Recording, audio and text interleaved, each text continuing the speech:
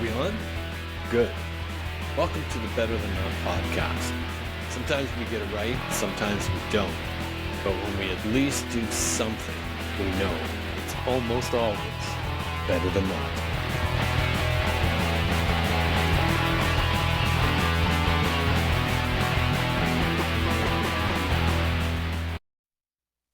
Hi there, and welcome to Better Than Not, the podcast that aims to capture shifting perspectives and thought-provoking ideas in conversation, which is based loosely on my series of Changing Frame of Reference, which you can read on the Substack app, and I hope you will, as it might give you some insight into what this podcast is all about. I'm your host, Doug Gardam, and today I'm, again, fortunate to welcome back a person I had on here a little while ago, this time in video. Tizneem Jiancaro. Tiz, how are you? I'm great. And thanks for inviting me, Doug. I'm so glad you accepted that. Tiz, as you may remember, has her degree in engineering. So she's an engineer. We met originally. We didn't really work together, but we worked at an engineering company, Husky Injection Molding Systems. She went on from there. Had a degree in cognitive science. She has her PhD in biomedical science. Rehab Health. science and biomedical engineering. Yeah. There you go. So like, lots of engineering. Our last conversation was for me quite spectacular. We went down a lot of different roads, and she's come back to talk about we're going to talk a lot of things, but she is now has her own company, and she's doing mindset coaching, which we're going to hear a little bit about. Many I've heard of, like, life coaching, but as you'll understand when we talk, this is a little bit more than that. And I can't think of a better person that would be interesting to sit down with to understand this, with how our, shall we say, get so set in our ways and in our minds, and probably need it more than ever today. So welcome, Tiz, again. It's great to have you back. Thank you, Doug. Wonderful to be here. And I hope I didn't mess up that introduction too badly, but I just D- find it, like, extraordinary how many, like, our last conversation, and this is kind of neat. Tiz had some connection with Geoffrey Hinton, who, if you pay attention to the news, is kind of seen, I think, as the father of AI, artificial intelligence. I'm intrigued by this whole subject, and not long after our conversation, because previous to that, I did, believe it or not, didn't know who Geoffrey Hinton was, and he won the Nobel Prize, and so I thought, wow, we're right on the cusp. So since then, what's so interesting is, like, part of our conversation the last time is I've struggled, and I haven't talked about this for a little while, but this whole idea, and it seems to be this trendiness term, this, I would kind of say, this catchphrase, this, I'll say, pop term of AI that the media kind of took over, seems to be shifting. And I don't hear that much about it anymore. But at one point I was hearing, like, it's going to become sentient. So it's going to be able to kind of reason on its own, so to speak, kind of like we do as human beings. And then I kind of read here a little bit of Geoffrey Hinton, and he said this separation between biological intelligence and digital intelligence. And so I haven't spent a lot of time going down this road, but I thought, okay, now we've defined it a little differently, which makes it a little more acceptable to me. Yeah, maybe in the digital intelligence arena, there is that sense of what reasoning will be, so to speak. Anyway, that's not really where I wanted to take what we're going to talk about today, but it's kind of where we were from the last time. So, Tiz, you're doing well. Yeah, very well. Thank you. Yeah. You obviously like what you're taking on now. You've got your company's name is Openness Road. Openness Road. So you know why this will kind of be a reminder, but I had a car years ago that I bought from Open Road. Oh, okay. Yeah. So that's why I get stuck on this Openness Road, I think is what you called it, right? Yes, I I have. think it's a great title because it really reflects, I think, on what I'll say maybe you're helping people help themselves in finding for themselves. Perhaps. I can say that Openness Road for me was actually not inspired by a car, but by motorcycle riding. I just had to throw that in there, Oh, and you which I needed to, love, and love, love. I left it for you to say, but that was one of the big Thank you. things that as we talked about beforehand, a number of people have come back to talk about your motorcycle riding too. Oh, okay. All So right. there you go. Well, already I'm excited. My Because you got a people. pretty big bike too. I love my bike. But also it's that feeling. And I think that's part of what it was for me when I was, deciding on a name. It's kind of like, what is that feeling? And for me, Mm. part of it is, especially in the spring. And I just get my bike out for the first time, and it's just, it doesn't even matter where I go. It's that feeling. And I suppose in a way, what I'm hoping for the people that I talk to is that they find their way into that feeling, Mm. in whatever manner that happens. But one of the things that I'm noticing is behind you, the framed picture that says a changing frame of reference. Yes. So it very much kind of goes along with the whole mindset coaching idea, because it's all of what mindset coaching for me so far is about, is changing that frame of reference and opening it, really Well, widening that view. for me, that's what's happened. Like that's what started me even writing on Substack. That the because that's the name of the title of the series. And I know it's long, it's a big mouthful, but I could only compare it to the idea when, and I'll say Galileo and Kepler, um, um, uh, who's the other person I'm thinking of, that really kind of told us we're not in a heliocentric universe. Like the universe doesn't rotate around the Earth; we actually rotate around the sun.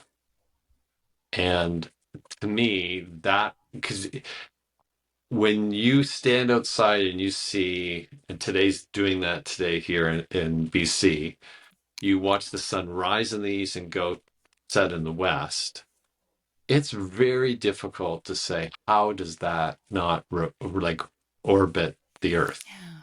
Like it's almost, and then when you understand that cosmos a little bit and you like, no, we are actually orbiting the sun. That's the frame of reference to me that is stunning. So when you have things in your life that just shift to that level, um, hence the openness of the road, right? It's like choosing that road less traveled, so to speak, and but at the same time actually becoming aware of it. I'm having a moment because that poem actually, I just came up in a book I was reading yesterday. Oh my goodness. And uh, we were just talking a little bit previous about cognitive science, and I'm Yes. reading this book about, and you even kind of alluded a little bit to it. I'm reading a book about embodiment. It's a cognitive science book, but about embodied meaning, and sort of the what's called the second generation of cognitive science, which involves embodiment. Um, and just this notion of how we are so embedded in our environments. Hmm. Um, but, just on this topic of frame of reference, it then becomes, what is the environment that you're looking at? So whenever we're looking at situations, is it, are we looking at just strictly, the view from the planet Earth? Or are we looking at this broader view? Or are we Mm-hmm. looking at, any situation in our life where the problem is like right there in front of us, and it's so difficult to see what else is around. Or can we zoom out a little bit and get some perspective and go, oh, actually, yeah, this thing is happening, but here's the frame of reference. Now it's a new kind of frame of reference. So it very much sounds like, there's some alignment here, definitely. Well, to me, there's so many avenues that this has taken me down. Like, if I speak of the science avenue, like we both come from the science world, it's a big part of my understanding, my fundamental understanding. And in no way do I like diss it in the sense that throwing it away. But when I start to look at so much of what happens around us, and like science doesn't even have necessarily tools to deal with it. And so if I go to, I'm really glad that this is a repeated phrase I've had, but I'm really glad we've got a lot of science to figure out how airplanes fly, because that's how we've been able to put that together. And many things. Science has allowed us to put what we're doing here in this conversation, being in two parts, very distant parts of Canada. A lot of that to me is really great. But then when I listen to you and I've mentioned Road Less Travel and you just read it last night, Yeah. well, there's no cable that connected those two things together. And when you start becoming open to that, it becomes actually quite stunning. And so I can't, this is where I kind of go back a little bit to when Darwin came out with his The Origin of Species. There was almost like a doctrine put together from science. And I think they kind of titled it something to the effect of methodological naturalism. So if you weren't of a material nature that you were working with in science, not only did we investigate it to find out that it didn't work, but like, we're not even going to look at it. Like that's kind of how I'm understanding when I read some of the history on it. And so metaphysics, as an example, out the door, because like that's not material. What we just talked about, that kind of like, oh, that's just a coincidence. Well, yeah, that's an easy explanation to it, but how do you have that many coincidences all the time when you start seeing them happen like on a regular and really weird, like Yeah. we talked about beforehand, like 2 years ago, would I have said, oh, Tiz is gonna reach out to me in late 2024? Like, no.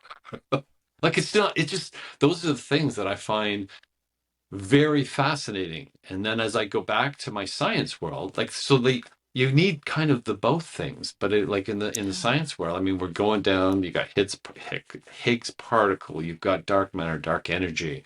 We have all the visible matter around us that we see and we can touch. But I mean, some of the things I'm reading these days is like 5% of our existence is visible matter. The other part is dark energy and dark matter. Well, are we only looking at 5% of our existence when we talk about our science world? It's great what we found out, but man, there's an awful lot more to happen. And I wonder if it relates a little bit back to that notion you talked about, digital intelligence and biological intelligence. Yes. Um, I would like to know more about that, Tiz, because I know how I'm framing it in my head, but I didn't come up with them. okay, can I ask you, how are you framing it in your head? I'm framing it in a sense of how I'll call it like the metaverse and where that will take us. I mean, part of my writing, this is yet unpublished, but was really kind of, could we create life in the metaverse, so to speak? Okay. Like, so we'll call it reality that we're in. Let's call it, we're existing with our biological intelligence in our brain. Now we step into the computer world we're on. We go into this internet, wherever it can take us, can we actually find a way to exist in that metaverse? So how I was viewing it is they believed they could, found out they couldn't, so they had to connect it to the human in, I'll call it, somewhat macabre ways. But when I talk about those two, that's kind of how I see it. So if your digital intelligence is completely in that, shall we say, metaverse, and what you can and what they're building in there, to me, as I read and talk to people about it, is stunning. Could that be where you could actually exist? Will our human body become just our minds, as an example? So, okay, this is really interesting. I believe, I am not a philosopher, and I'm not a whiz on philosophy of mind, but there's a whole thought experiment about brain in a vat. Although when I was doing philosophy, studying it, I was also clear that this is really not my topic, but amazing writer who's actually a philosopher in British Columbia now, Evan Thompson. Okay. And Evan Thompson used to teach in Toronto. It's where I took his course. So obviously, well, he's brilliant. And the reason I'm mentioning him is because he, along with Francisco Varela and Eleanor Roche, I believe, came up with really groundbreaking work about embodied cognition. This is back in maybe the 90s. They started this or so, and just the idea that, we're a brain in a vat just doesn't fly. That, it's just and yet, all of or much of Western thinking is so disembodied and analytical. But Yes. their sort of insight was that we are deeply embedded in our environments. And what's going on is there's a person-environment interaction. And by the way, this idea of this person-environment interaction, who talked about that was probably the psychologist J.J. Gibson. And from there, we, as designers, and you and some of your listeners probably can relate to this, but as designers, we, are attuned to the notion of affordances. And is this ringing a bell at all for you? Yeah, I want to make sure we're capturing some of what these, because you mentioned disembodiment and like defining that as well as what you just said around afford.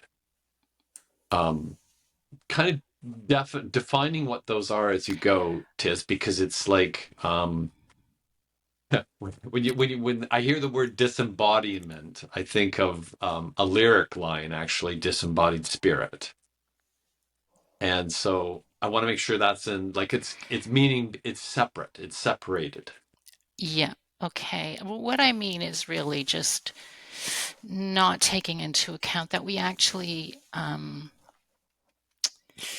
the terminology is weird, where have bodies, are in bodies, are embodied. I prefer Yes. embodied because I find have bodies is kind of weird. But there's a sense of me that has a body and Yes. has this, and as you and your body, and so the idea, though, is in terms of affordances. I'm looking around here for something that will be obvious.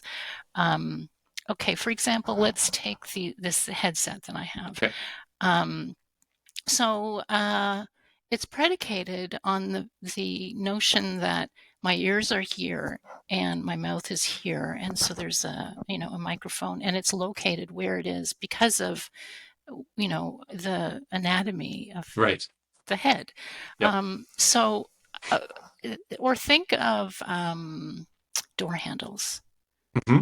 Door handles actually were a big thing in terms of affordances, and we're always the classic example because we now have push plates. So when you go into a office or Yeah. some kind of public place, there's a push plate. And that notion of the push plate now is that it's obvious what to do, Yes.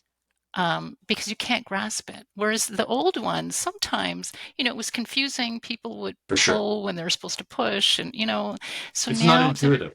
no. And so this idea is, so they use this example because the door handle affords grasping. Right. So it's the two have to work together. There's an interaction there. Hmm. So if you know the anatomy of the hand, you can design the handle appropriately to encourage that particular action. So that's that person-environment interaction. Okay. So the push plate is designed that way to afford pushing. And you're not thinking about it. It just becomes an extension of yourself. Yeah, yeah. And so that way it becomes a natural thing. But as designers, of course, the designers are thinking a lot about this, but as users, you're really not. So it's that notion that there is such a close coupling between people and their environments. Mm. And when it works, it's seamless. And when it doesn't work, it creates a rub. And then we're kind of cranky. Well, you almost go and do other things in order as a workaround when it doesn't work. Yes. And so this is the idea of embodied, Okay. that Okay. we navigate the world. Yes. Yeah. Um, so the thing that I was thinking of when you were talking about digital intelligence and biological intelligence and this idea of embodiment is how this is also kind of what I'm thinking about and reading about these days, is how Mm. meaning might be embodied and how Of how what? meaning, Meaning? yeah. Okay. Or if it is, because, we have such an analytical and a nice, well-developed Yes. analytical mind, but we navigate the world. And you even use this metaphor, the road less traveled. Yes. It's such uh, there's an idea that some metaphors are deeply embodied, Right. and the metaphor of traveling and a journey, life is a journey, Yes. Yes. and It's that not about the destination. yeah. Now it's the idea then, if we're using that metaphor, is there's a starting place and an ending place, and there's some kind of, trajectory Yes. in between. And we might meet obstacles and how we go around obstacles. But I Mm. mean, we physically do this. Hmm. When we Hmm. go from A to B, we take a route, and then maybe Yes. there's an obstacle, a traffic accident or whatever it is, and, road construction. And then we need to make a new route. Or, now Hmm. we use our GPS, it makes a route for us. We're also very attached to those. Like when we almost say embodied to it, like driving almost becomes part of us. And it's like that, like we can drive. It's an extension of what our ability is, right? Absolutely. I mean, And then it riding the falls into our motorcycle. person, our Yeah. ego, like I'm a good driver. Like who stands up and says I'm a bad driver? And we're very proud of that, right? Mm-hmm. Mm-hmm. And this, Absolutely. well, see, so now when you're talking this makes my brain go to, well, how is this, shall we say, infancy of self-driving? Because I hear this all the time. Well, I'll never have a self-driving car. I'll never have a driverless car. because I love driving and I like to be in control. But if you could have a vehicle that could take you exactly where you want to go when you want to go, like you do with a car, wow, that's kind of a neat thing. Now you can do all these other things that previously you spent driving, right? Well, I think about Uber and cabs and, Well, you that's know. in a way that's a similar thing. I think to me, I think that when you say Uber, I think the long-term strategy for Uber is driverless anyway. But when you mention that and you're talking about like you're going from A to B, so there's a beginning, you're mentioning it around the road less traveled as the metaphor. Because it takes me in another route is that it's kind of encouraging us to take the road less traveled, but most of us take the road traveled because we're just trying to fit in. Well, I'm all over the place, Tiz. Sorry. no, I mean, life is all over the place. And I think that that's one of the big issues that we face as humans is we're uh, we often take the road more traveled because we're also social beings. Yes. We're in a culture, we're in a society, and we are affected by what's going on around us, Hmm. and we're in bodies. So we're not sort of a digital intelligence. We're an embodied intelligence. So we're Yes. affected by all these things that are happening around us. We're affected by our environment. And so when we're in an environment that says, you should really study engineering, that would be a really good idea for you, and everybody else around you is studying engineering, then it's a very easy decision to make. And you almost Yes. miss that you're making a decision. Of course, this was not the situation for me, but, replace engineering with a host of other things, what to Right. wear, or, where to live, or, what to draw, or, whatever it is. We're so affected by our social environments, our cultural environments. And yet there's something in us that is uh, some meaningful part of us that Yes. we need to kind of, as humans and as adults, to kind of distinguish, what is it that I want to do? What is it that I really need to do? What is meaningful for me? Yes. And aside from what's meaningful for the society. And I think it's really hard because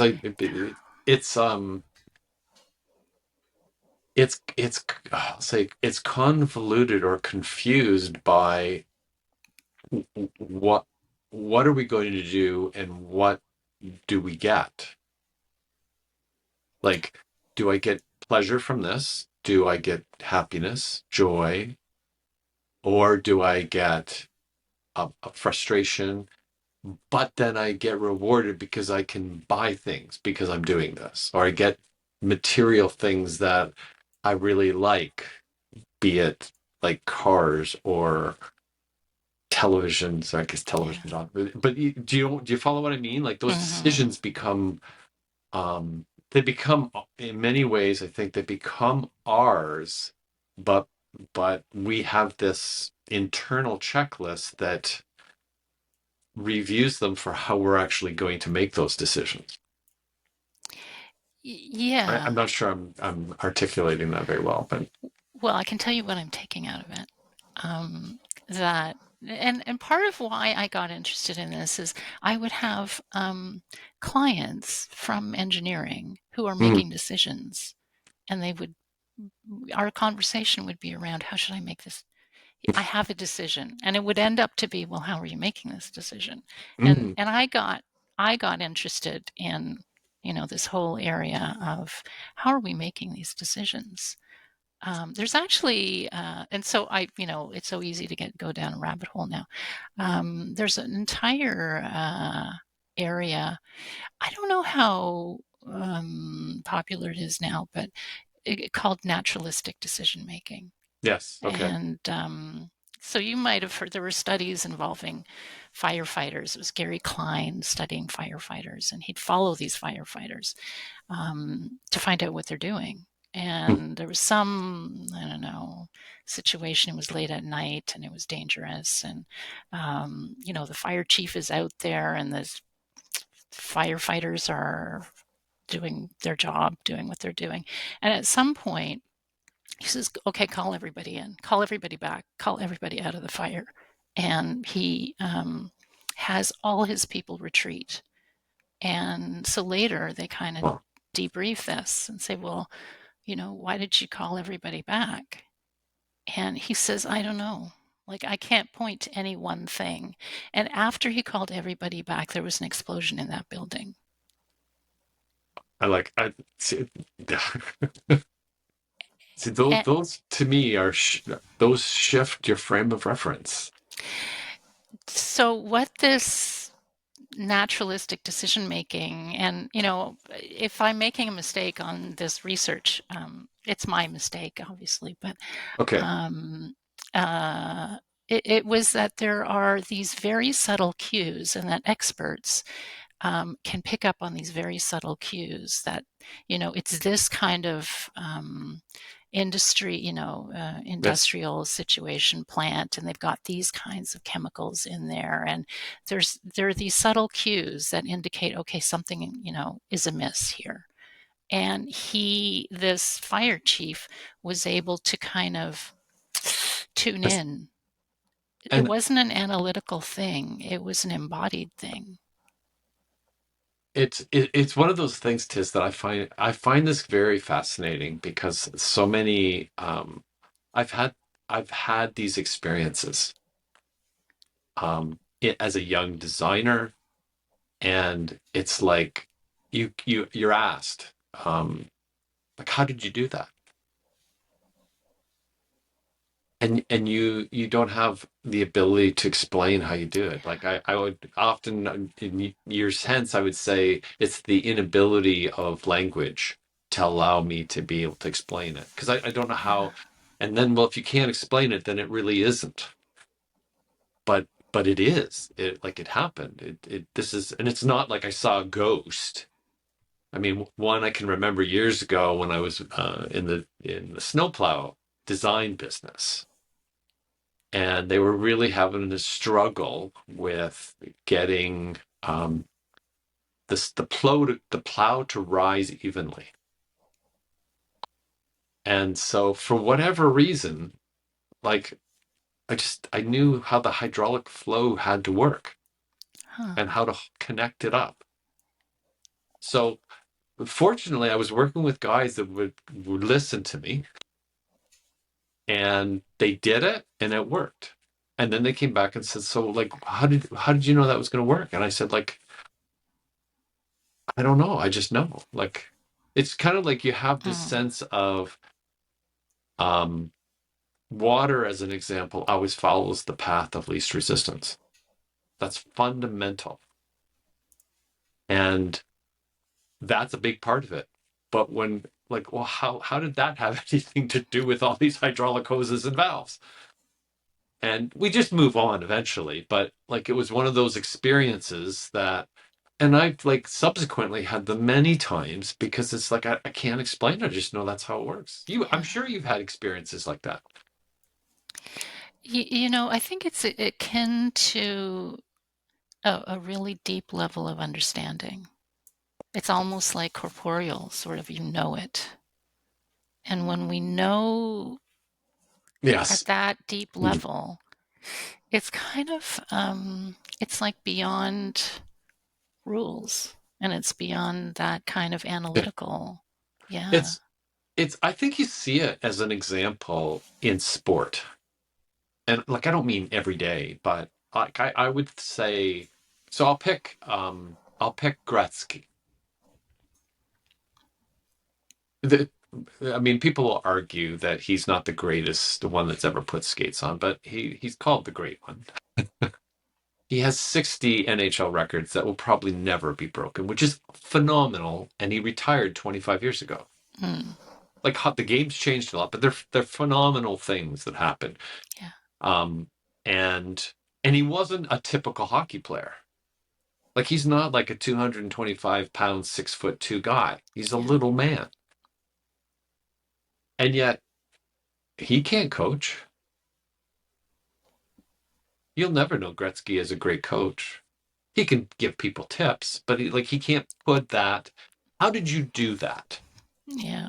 Like, I'll remember years ago, he was, I think, at 38 games. He had 45 goals, and he was going to become the fastest person to 50 goals. And he was telling his teammates, tonight's the night. And on the 39th, he scored 5 goals to be 50 in 39 games. It's a phenomenon. Yeah.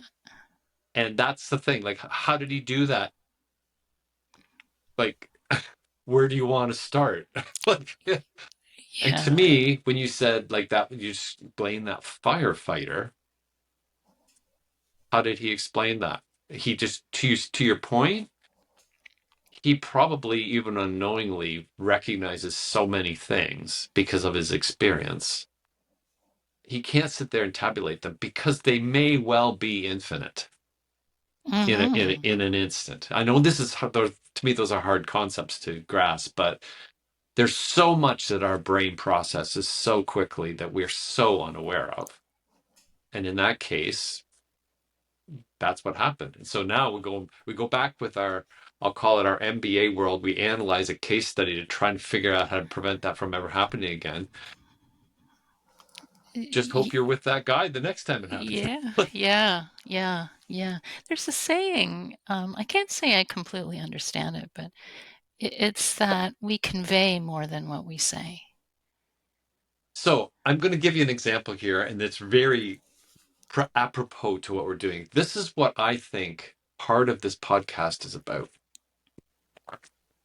Because, and I kind of talk about this a little bit, but it's like what I've kind of recognized, and this started to come from having coffee with people as well.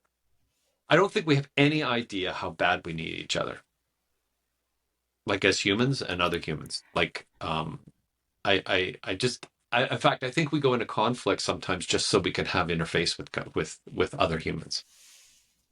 But in the course of a conversation, and it can't be like 5 minutes. It's like, because we're all kind of, I think, I don't know, I'll put myself here, is we kind of had this sense of how we want the world to see us.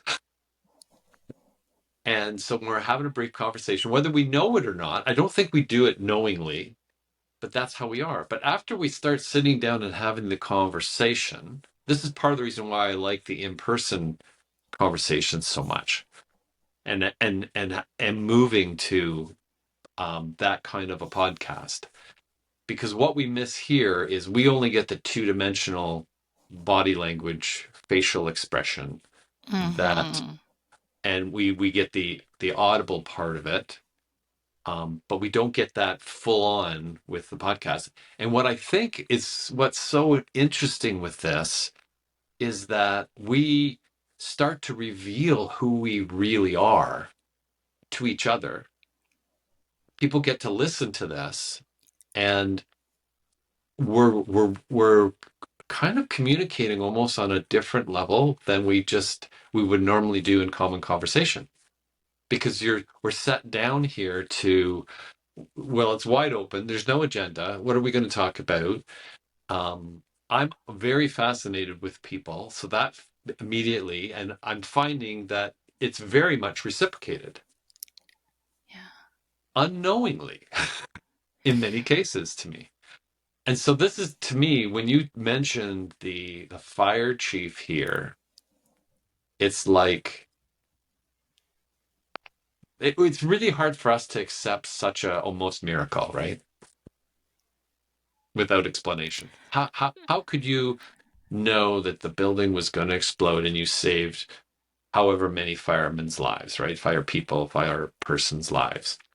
And it's that humanness that almost this is what I was talking about earlier on. It almost defies our, well, we don't have tools yet in science to figure it out.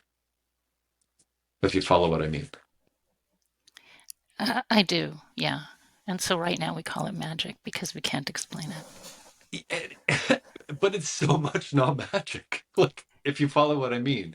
Like, you go to see Chris Angel or David Blaine do magic, and you know that it's an illusion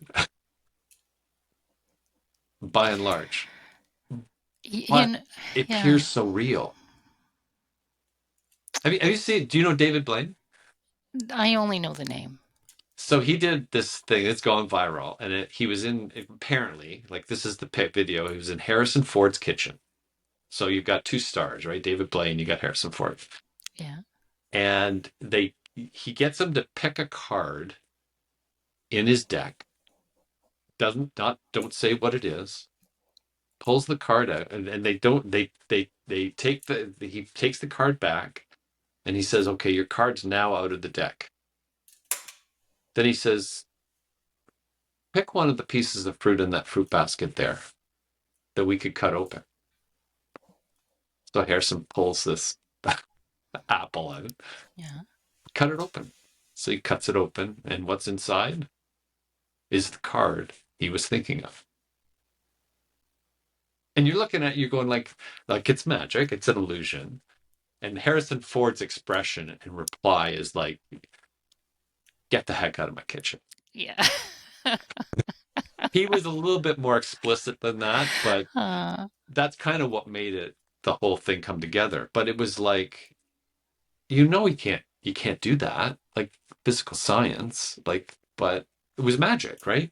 To me, or an illusion. How do you do that?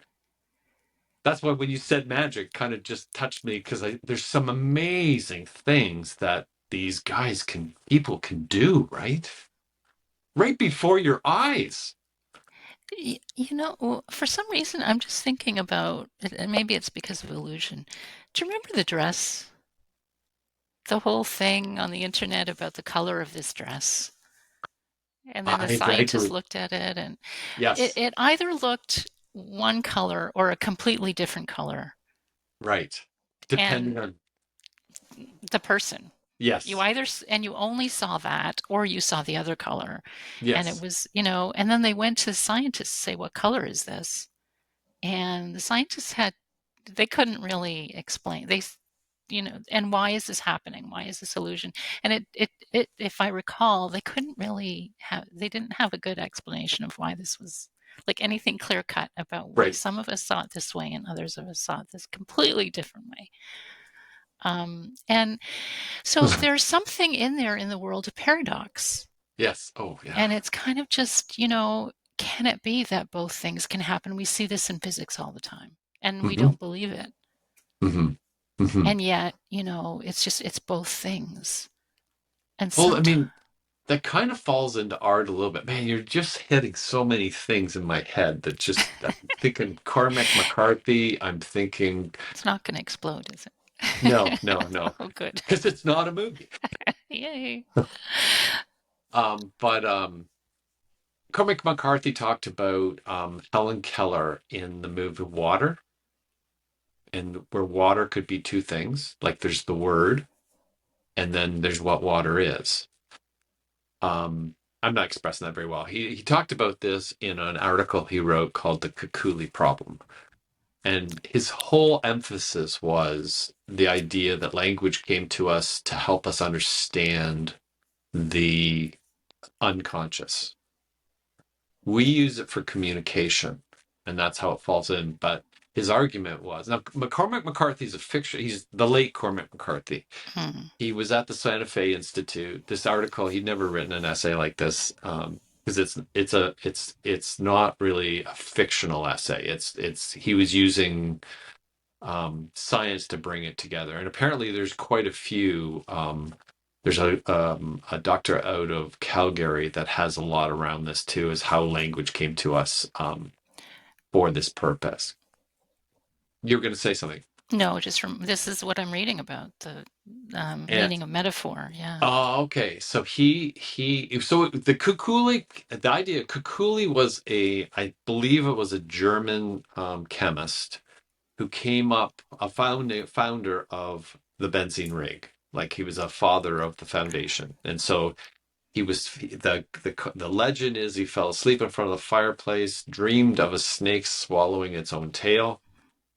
He woke up suddenly and he said, that's it. And that's the Yeah. benzene ring. Yeah. We And talked so about this before. what's that? We talked about this Oh, before. did we? Okay. Yeah. I'm It's repeating myself. amazing. No, it's I so only read interesting. 2 articles and I talk about the 2 articles all the time now. Not true, But I I was know. fascinated by the idea that, because he had said that the 5,000 other mammals that exist don't have language and they communicate quite well. Yet we have language. Okay, they And don't we have go, language the way we have language. well, like words and things like that we know, but they communicate very well, right? They're not probably communicating quantum physics, but get out of my way is very clear when 2 dogs are Mm. involved. So I just found it very, because it was kind of my step into the unconscious world and just how much is there. That's where I start to kind of equate this dark matter, dark energy that we can't see. Does that fit into this? Then I listen to Sir Roger Penrose. He talks about the idea that I think he uses consciousness rather than saying like all of them, rather than just pulling out the unconscious. But he says he believes there'll be another science that comes because today we don't have tools to actually deal with that. I listened to I think it was Tools to deal with what, Doug? say again. Tools to deal with what? With the idea of the unconscious, Okay. like we basically know how to turn it on and turn it off. This is Do coming we? from Mark Andreessen, the venture capitalist that works with Musk, and he was explaining that he had listening to a neurosurgeon and an anesthetologist talk, and they said basically we know how to turn it on and turn it off. The unconscious. The unconscious. Do we Yeah, know how we to? what's that? How do we turn it off? Well, I mean, we can, when we go into an operation, we can turn, we have the abilities to put us into that sleep, right? Like we sleep a third of our lives away. We Yeah, but can't that's get not the by. same, though, is it?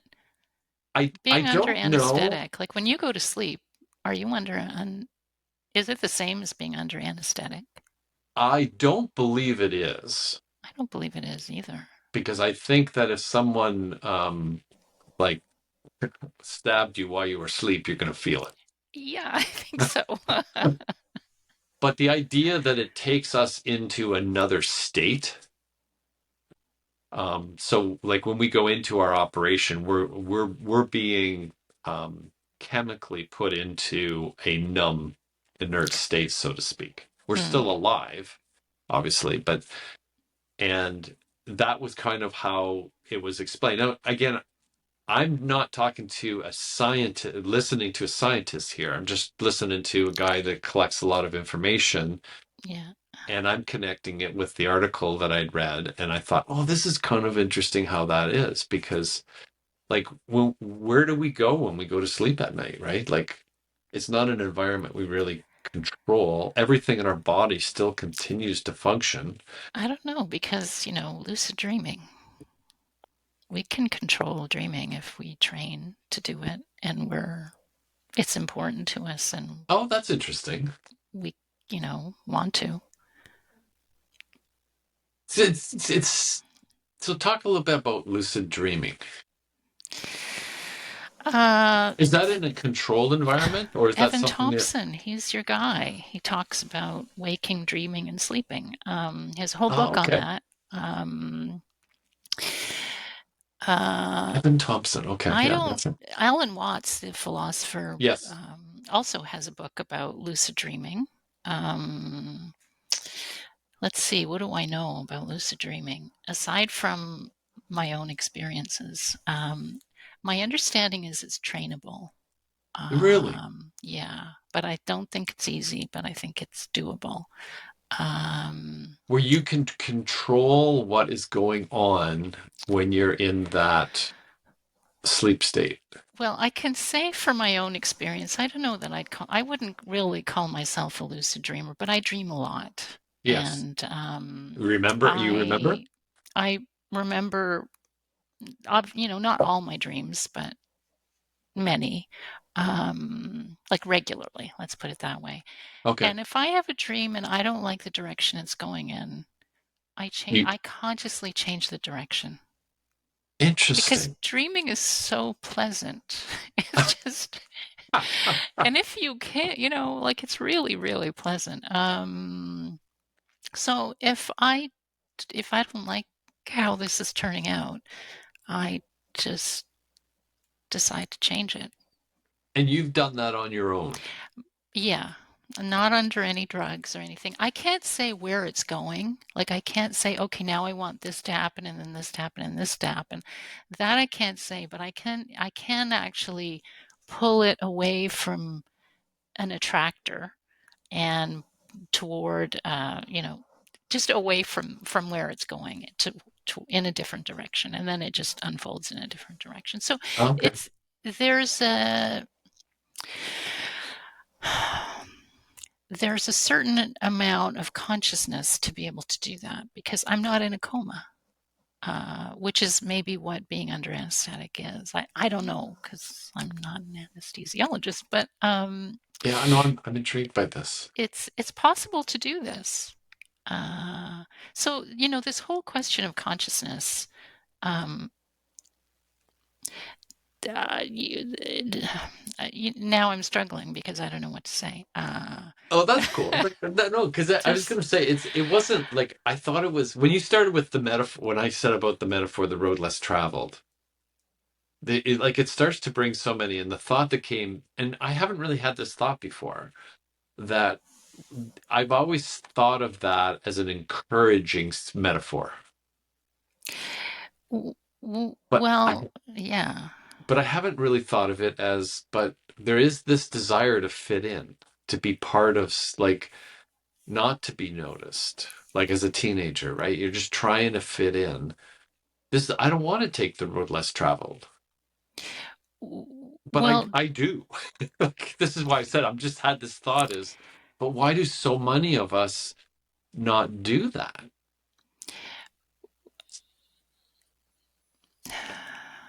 there's a lot going through my mind right now.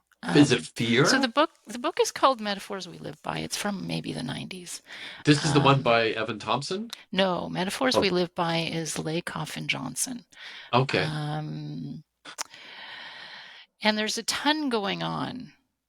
So this particular metaphor of, um, being at a crossroads or being Hmm. somewhere, the way the poem goes, it's about being at where two roads diverge. Right. And I chose the one less traveled by, and that made all the difference. Yes. Um, there's so many things into that little poem because one is we know he's not talking about going from A to B. Like it's not a literal journey. It's Yes. we accept that we know he's A talking about life, but B, Hmm. we also know physically what that's like to be at a crossroad Oh, and yeah. just to decide, like to actually be deciding, should I turn left here or should I turn right? I'm going to, someplace I've never been before. Which way should I go? Right. So we physically have all had this experience, but metaphorically, we know that what he's talking about is this metaphor. And so we're actually mapping on, there's a Hmm. path. We're mapping this on road, life path, where we are now, this position, where we want to be, and, all those kinds of mappings that we're actually making between the language and our lives, or, how this, what the source is and what the Hmm. target is. So the source might be the map and the actual road, and the target of the life and how it maps onto this and becomes a metaphor. So that's one aspect of it. But the other aspect is so that we feel it. Hmm. But the other part of it is um, it's not, there are a lot of good reasons to take the road traveled. I actually don't, while I like quiet places, I don't want to live in the middle of nowhere. That's really the road, but I don't actually want to live in the middle of nowhere because I'm not a survivor type of person who will, go out and know which berries to eat in the woods. I'm not that person. You like So the I want to live conveniences. where I can go to a grocery store. Yes. Yes. So, because I kind of need that. So we have all these different decisions to make. And some of them, yeah, of course, sure, take the road that everyone travels on because it's also the easier road and it's the road that's going to work for me. I, some of those mushrooms are not going to be good, safe to eat, and I don't want to eat those. So Right. take that road. But there are a lot of different decisions to make in our lives, and we don't always have to take the road less traveled. It's just that Very there are true. some of them that are going to be really meaningful and important for us specifically, individually. And those are the ones to investigate. And you talked about, meeting people in conversation and how other people get to hear your interior thoughts in having these conversations. But the other real key that I was thinking of when you're talking about that is like in having this conversation with you, I get to hear my own thoughts. And I don't necessarily, because I don't articulate it in like this to, myself. I get to No, hear what I'm thinking sometimes. And it's like, it becomes a valuable experience, not just hopefully for a listener, but, it's a valuable experience for the speaker as well. I think so. I Yeah. do. It's interesting that you bring this up at this point because the writing is an activity that we do, right? A cognitive activity that we do, and it's a way of expressing ourselves. But talking is also a way of doing that. Yeah. And they're not the same. No. Even though there's a sense of us that believes that they're the same. So if you see as an example, what I write, if I read that to someone, that doesn't sound like how I would talk to them, as an Yeah. example. Yeah. But there's an assumption that we are like that in a way. But they're very, very, to me, they're very, very different. And so this is why I think this is in a way, it might take us in other directions for our science, because what you just said about you're hearing yourself think and expressing that verbally. I think I'm paraphrasing what you said, but I think that's similar to what you said. Mm. So there's a guest I have on, and he literally wants to do this because he takes them for his design world. Because he says, I don't talk this way normally. And there's things that we talk about that I want to explore more. This is coaching. Well, This is actually why I love coaching. there you Because, go. Like, yeah. yeah, because Yeah. there's not, for me, the part that I find fascinating with this is it's not really, maybe that there is an intention with it, but I can't explain that intention, similar to the firefighter. Well, I think it could be that in this situation, vaguely the intention is exploration and understanding. Yeah, that, Yeah. because it's funny when I finish this, when a podcast is over, I'm usually exhausted. But also, will have a hard time remembering what I even talked about. Yeah. Yet it comes back to me in different ways, right? And I find it just like if if we, after our last conversation, if we had said, I would have only remembered that we talked about Jeffrey Hinton if someone had told me we did. And it wasn't until I went back and heard his name and I'm going, I talked to Tiz about him. Yeah. Because you also talked about seeing lectures with Jordan Peterson. That's right. Yeah. And that's just coming back to me as I talk to you. Ah. So it's and I will say that I think he actually might be one of the leaders of this kind of phenomena. When I watched his maps of meaning lectures, Ah, right. um, it was like um, he's being very vulnerable because he's doing a lot of thinking out loud in front of an audience. That's pretty bold to me It is, yeah. because You need to have, like, you need to be okay with being a little vulnerable in front of strangers. and to me there was an enormous amount to learn from that, not only for me and what information he's delivering from his field of studies, but I'll imagine like a teacher, he's learning enormous amounts, which is I think is kind of a neat way of being able to do things, because you can't say like when I watched it, he was a person in their element. Like he wasn't in there because he did not look like, oh, I can't wait till this to end. Mm, Like it was yeah, completely the other way around. If I can go for 6 hours, I will. yeah, yeah, yeah, yeah. And that's why I find it's kind of interesting when you have this, be able to have this discourse. And that's why like I want to come back now to your road less traveled metaphor, because it's also bringing forth another that I think of, and this is C.S. Lewis, about us living in three time zones, like times. We live in the Mm, past, we live in the present, we live in the future. do we? So what I kind of mean by that is we pretty much only live in the present. Let's face it, like that's what's happening. But Yeah. our brain thinks a lot of the past. Um, it can be you go out and see friends on Saturday. My brain does this, and oh, okay, what did I say that wasn't good? Or I remember something that maybe I offended somebody in what I said, right?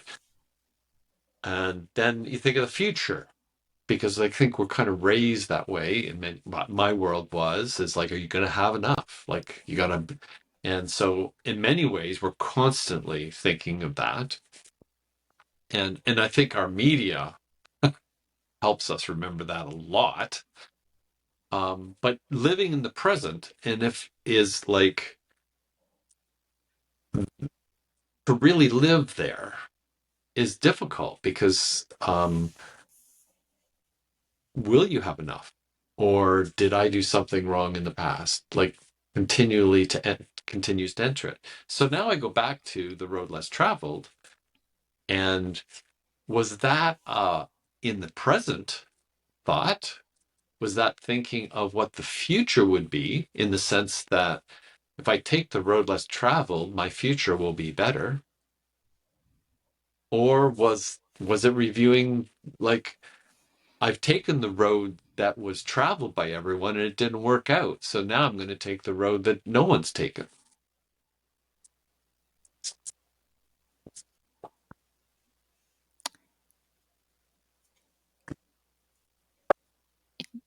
Do you mean like, I'm not sure I'm getting. Well, when I think, was it Robert Frost that wrote it? Yeah. So when he wrote that, like, where was he? Like, what was he thinking of, right? Like, it's like, because I've always taken that phrase as a very, like, I'll say, motivating one. Do Like, you mean, was he, uh, like, what was this a cognitive was exercise he, for him? Is this yeah, what was he you're? saying, take the road less traveled because you will have a better future? Oh, Or was he saying, take the road less traveled because the one you're on is not very good? What I look back at my past, I followed what everybody else was doing, and now I'm here. see, he doesn't actually say either one. What he actually says is, and that has made all the difference. But you don't actually know what the difference is. You don't know which one was better or Yeah. worse. We kind of interpret it that way. But he doesn't actually say that. He just says that's what made the difference, made all the difference. And so why do we take it? Well, I should say how I interpreted it that years ago. Like this is a long time ago. Is like as a positive.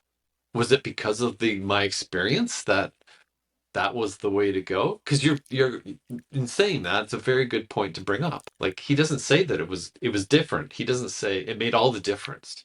He He doesn't says it say it made made all a the good difference.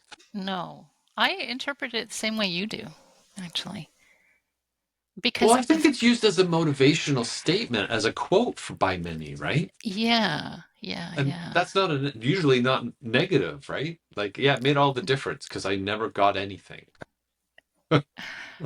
I got lost and starved. Like, that's Well, not how we think you of know, it at all. there's another road kind of metaphor that I think of sometimes, and I came across it under the guise of it being a Turkish saying, but I have no idea.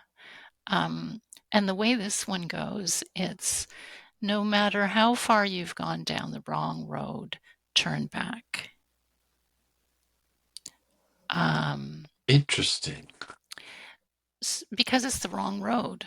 So it doesn't matter if you've gone right to the end of the road, it's always going to be the wrong road for you. So I suppose in there somewhere, for many of us, again, it comes back to this idea of, the metaphor of life as a journey. Yes, yes.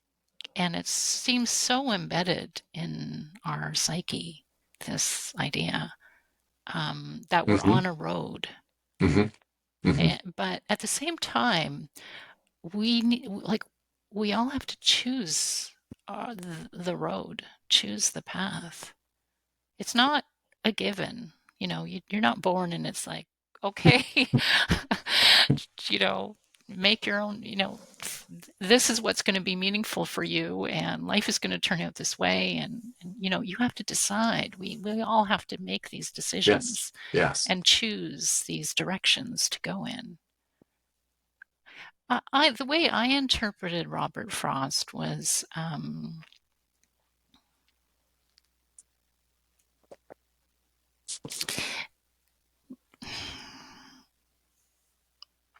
what he says is, I took the road less traveled by, and that has made all the difference. But I interpreted it as to thy own self be true. Yes. And to me, that is one of the things that we spend our whole lives trying to figure out. Yeah.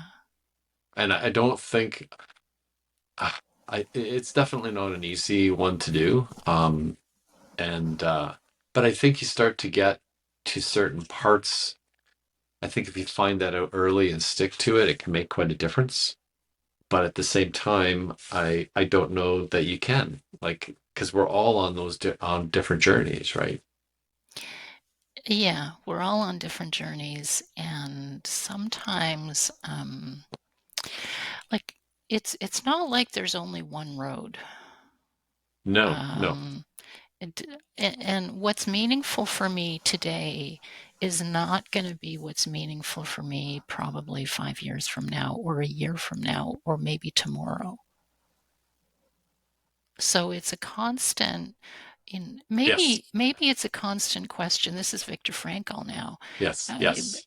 because he talks about um, it's not us asking the question of life; it's life asking the question of us. Well, And yes. it's like at the moment, what's Well, this is meaningful living at the in the moment. present. Yes, Yeah, yeah. yeah, Like, yeah, I very mean, that much was that. one of in his book. What's his famous book, Man's Search for Meaning? Yeah. And one of the things I remember him noting was, and we do this all the time, but said those that said we're going to be out of here, we're in the concentration camp, we're going to be out of here by Christmas. And if they're not, they weren't out of there by Christmas, which they weren't. Many of those people died. And it's like, how many times do we do that, right? Like like Mm. what we're coached on, like set goals, all those kind of things in many ways. And it's an interesting, to me, very interesting action, because to your point, what you just said about, you made me pop in my head, like none of us had anything to do with the actually even being here, which is to me always, that was one of the most profound, I'll say, changes of reference. I'm stating a very obvious thing because we all know that, right? Like, It's obvious, but it's also not always apparent, or no, it's you not. Like, forget to it. me, I find it stunning. Yeah. Like, I found it kind of like overwhelming when I think back to different stories that you hear about happening with different people, right? Um, Makes me think of Frank Sinatra's song "I Did It My Way," Yeah. and it's like, well, what is that? What does that mean? Like, like you did it all yourself. Like, well, that for me, that's like really hard to look at that now, because I mean, we almost meet different people every day, and in many ways, they don't necessarily direct us anyway, but we get a sense of, I'll say, meaning. We get something from that, whether we can quantify it or not, right? And whether it even matters, right? I think Samuel Johnson said, can tell the quality, you can tell the character of a person. If I'm repeating myself here, but I apologize, but you can tell the character of a person by how someone treats someone who can do absolutely nothing for them. I love that, Mm-hmm. because I think I was educated. I think I was grew up, and I think I lived a lot of my life with the opposite, sadly.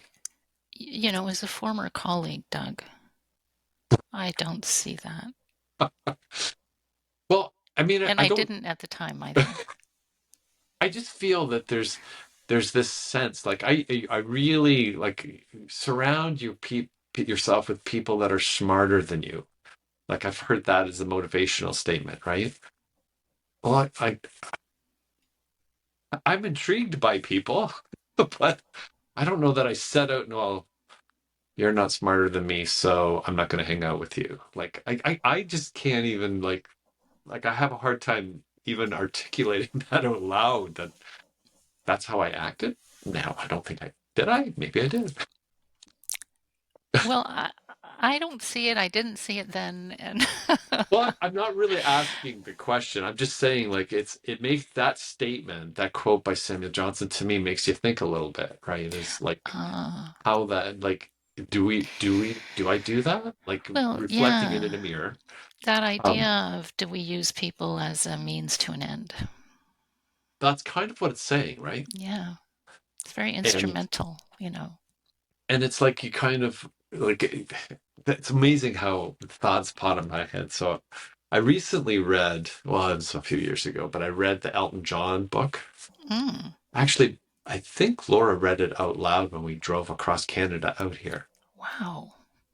And I knew about this incident, but he had been, so Elton John, I mean, I'll say, certainly from kind of our demographic, he's kind of like, everyone knows that name. Yeah. Um, and it's like, to imagine him auditioning to be in an orchestra for a show back when he was a teenager, and then being denied, meaning that he didn't get the job, Wow. is hard to believe, right? And in the book, he describes this incident, that he was disappointed that he couldn't, because he was kind of a child prodigy as far as piano go. And then this guy came up with a manila envelope, and inside that envelope were a bunch of lyric sheets, handwritten lyric sheets from this bloke up the hill. Do you think you could put music to these? And that was Bernie Huh. Taupin, not the Wow. guy who gave him the envelope, but who wrote the lyrics, and that was the beginning. Huh. And the reason why I say that, I think of like, he had no control of that. All he had control of is he went home with the lyrics and played them, right? Like, but those coming to him from how he wrote it, like that was just like he was so disgusted that he didn't actually get in. He was ready to throw them in the garbage. Oh, wow. So it's like, how did that happen, right? Like, how did that? There's this idea, it's maybe Eastern philosophy, that there's just the total functioning. Like there's just this whole, and the whole kind of just functions. Mm. It's just this very dynamic network that just Yes. functions. Yes. And we're all nodes in this network. Yep. And, do we have free will? Yeah, I've written so much about that one. Okay. Because when you say that, I'm not trying to interrupt you from your thoughts. So like, keep going with this whole. Oh, no, you go right ahead, Doug. Because I'm saying with the free will idea, I want to believe we have free will. Like I feel like when I go down to Good Kid Coffee down the street from us, I want to believe that I'm choosing the coffee that I'm having and the size of cup that I'm having it in, and whether I'm going to have cream in it or not. I really want to believe that I'm doing that. But as I said earlier, I had nothing to do with being born in Canada in the 60s to those who are my parents. Like, I had nothing to do with it at all. Yeah. So I bridge this gap, and I talk about this often with so then I can add to that, right? I can add to all the fundamental forces like gravity and like electromagnetism. We had nothing to do with those. In fact, we barely even understand what they are, right? Right. But they're here, and they all work flawlessly. And you go as far as out into the cosmos as you want. You can go the other way as far into the subatomic world, and it seems almost infinite, like either direction. And it's like, didn't have anything to do with those. So where's the line where I'm allowed to actually make my choices with all that stuff that all fits together perfectly? Well, I think you just said it there in the last word. In a way.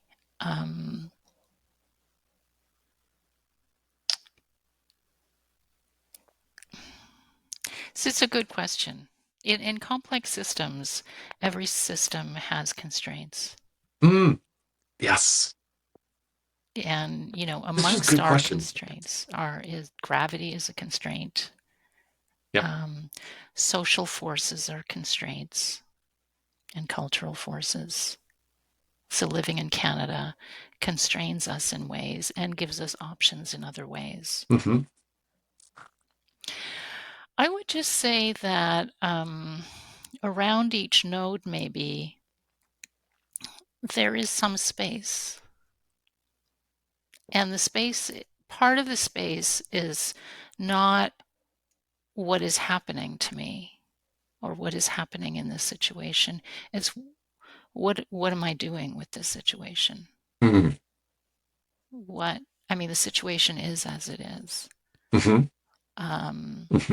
And there are a number of things that like you said, I have no choice over. And if I had a choice, I might have chosen differently, but I didn't have those choices. Mm-hmm. So it becomes the choice that I have is how do I play the hand I'm dealt? What is my attitude to having that this is a fact? So, for example, my family is from South Africa, and the conversation growing up because around, for me as a child, it was always about apartheid South Africa. And it Okay. was a very serious business. Yes. And when you're growing up, and that's the entire conversation when there are visitors, it's it's a lot Oh to yeah. hear, the adults always talking about that. And it's very a visceral thing for me. If I had a choice, I would not choose that. Okay, there you go. Yes, Yeah. yes. Yeah, yeah. And yet, you know what? That's a fact. To this day, I wouldn't choose it. Um, But it probably makes you very much a part of who you are. Also in unconscious ways, but Mm. yes. Hmm. Um, but the choice that I have is okay, this is the situation. I mean, fortunately, it's not like that in South Africa now, but Hmm. just those underlying forces exist in the world. Hmm. And yeah, you know what? I wish they weren't like that, but it is like that. Right, right. And so the choice is just um, can you how does a person rise to the occasion? Hmm. Right, right. And, how do you deal with the topic of racism today when it meets you today? Hmm. Yes. So it's not a small thing, but we all have, I mean, that's just my situation. Right, We right. all have situations. Yes. Yeah, we do. No. And, whatever it is that's sort of in our background that we had no choice over. But but there is some choice. And it comes back to what you talked about, to me, about being in the present. Mm. Hmm. And, the choice is always happening right now. And so that the fork in the road, it's a like it happens in the present moment. Well, I would like to think it does. Like that's kind of how when I am thinking of that when I talked about it was I think it was meant to be in the present. But I don't have any like I haven't gone and done a critique on Robert Frost or read a biography or anything. Yeah. It just seems like it's a very present type of almost quote, like thought. Yeah, yeah. I mean, he is looking back on it, but the thought, it's maybe a realization. Yes. Yeah. Well, I also think it's really hard to live in the present. Well, yeah, it is hard to live in the present. Our thoughts are so um, pervasive, really. It's interesting that we're here because it's so when as an example, when I think about things that kind of fall in this, am I the one that's choosing? Am I the one that's reacting in this way? I have the choice to react in this way. I've kind of begin to think of being thankful for that. Whether I'm the one that's actually given me that or not, as an example. And these are kind of like kind of down there. It's like I think for years I was kind of in my head is like I struggled in Toronto because you have the very wealthy and you have the very poor, right? It's a city. And I always struggled with that. And in some ways there was something in me that says you're there because of the decisions you made. I don't believe that at all anymore. I sometimes wonder whether I ever believed that. Mm. But What do you believe now? I don't know that we're in control of that. That's the part this is the free will part. I'm just Yeah. grateful that I'm been given the ability to get up in the morning. I was given the ability to get up and go to work when I had to. Yeah. Um, I'm not I'm not addicted to anything, so to speak. Like, um, I'm not an alcoholic, as an example, right? Like I'm and I try not to be, I'll say, judgmental in the sense that you're in control of being an alcoholic, as an example. You should just stop drinking. Like the old Bob Newhart sketch, right? Like, Mm-hmm. well, just stop doing that. Mm. I know it's not like that, like now. Like I just know Yeah. that's not how it is. Yeah. And That's a really good point. I don't think it helps to have any thought that you're in control of that in some ways, right? I You think know, you're only in control of it if you realize that there's a choice. But if you don't realize there's a choice, then you're not in that's control. interesting. Yeah, that's a good point coming back. It's the awareness, right?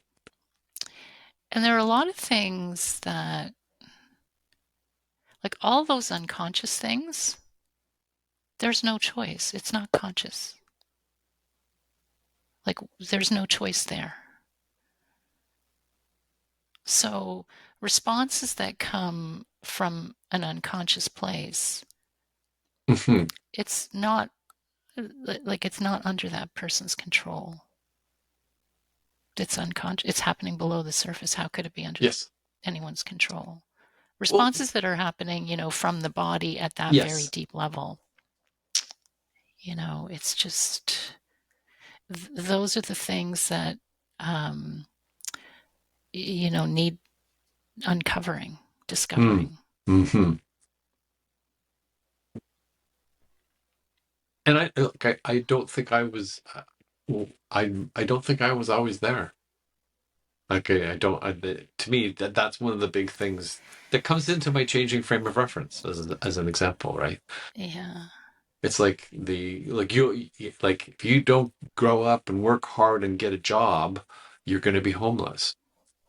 Like it's almost like thought of as almost an unsaid threat growing up, right? Yeah. Yeah. Until you start to understand that, well, in many ways that has nothing to do with it. It doesn't really work that way.